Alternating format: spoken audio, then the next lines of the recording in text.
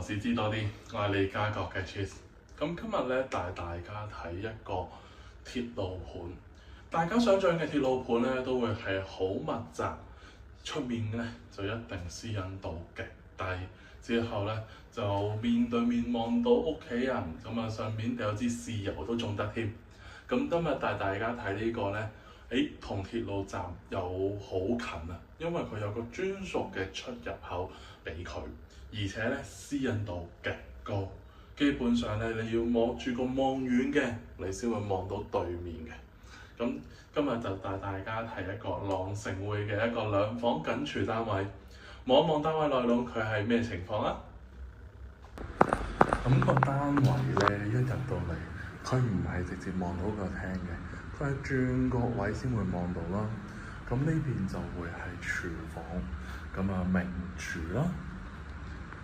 行翻去呢邊就客飯廳分明嘅。咁單位向東望翻開揚嘅山景嘅，咁前面呢度咧就暫時唔會收翻塊地，咁所以咧個景觀咧都幾永久下嘅。咁去到間房啦，咁轉過嚟就係第一間房。咁呢間房咧，呢個衣櫃其實就唔係入場嘅，如果唔需要都可以拆咗佢。咁呢邊咧都會望翻開揚嘅山景啦。洗手間呢間咧嘅洗手間都係明廁，再加個浴缸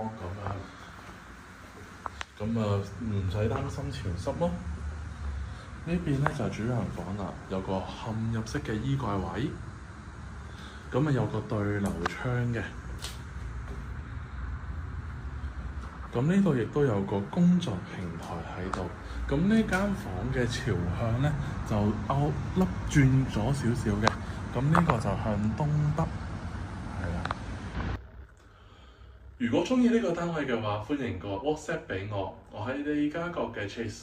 咁記得啊 ，like、share 同埋 subscribe， 同埋撳埋個叮叮鐘。